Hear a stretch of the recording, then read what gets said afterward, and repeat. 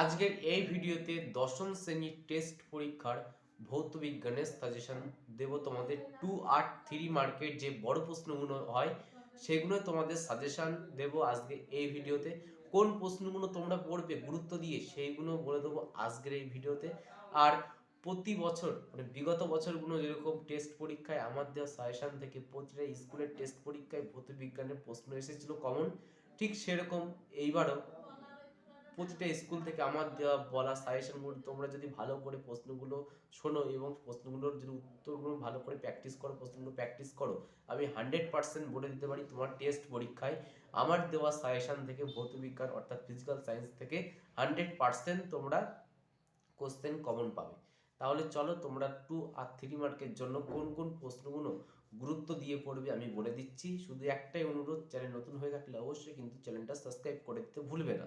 2 মার্কের প্রথম প্রশ্ন, ওজোন ওজোন স্তরকে প্রাকৃতিক সৌরপদ্মা বলা হয় কেন?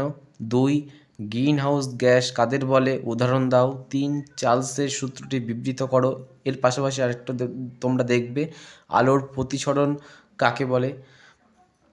তারপরে 4 বয়েলের সূত্রটি লেখো। 5 কোনো মাধ্যমের প্রতিসরাঙ্ক বলতে কি বোঝোয় কি বোঝো। তারপর 6 বৈদ্যুতিক হিটারে নাইক্রোম তারের ব্যবহার হয় কেন। 7 কুলম্ব আদান কি ডট গঠন করো। এর পাশাপাশি এটাও তোমরা দেখবে যে ডট গঠন করো। HF, CaO। তারপরে 8 পিভিসি এবং টেফলনের একটি ব্যবহার লেখো। 9 ফায়ার আইস এর সংকেত কি। এর থেকে মিথেন গ্যাস কিভাবে পাওয়া যায়। হাতের লেখা যদি খারাপ হয়ে থাকে তার জন্য দুঃখিত, একটু মানিয়ে গুছিয়ে নিও। 10 লোহার মরিচা পড়া প্রতিরোধের 2টি উপায় লেখো।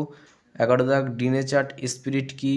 12 একটি সমবাহু প্রিজমের পৃষ্ঠে একটি আলোক রশ্মি কত কোণে আপতিত হলে রশ্মিটির ন্যূনতম চ্যুতি কোণ 20 ডিগ্রি হবে।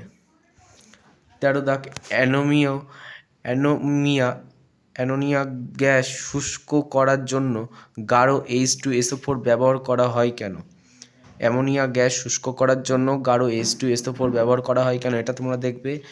তারপরে 14 একটি বৈদ্যুতিক কোষের অভ্যন্তরীণ রোধ ও EMF এর মধ্যে সম্পর্ক প্রতিষ্ঠা করো। 15 আয়নীয় সমযোজী যৌগের 2টি পার্থক্য লেখো।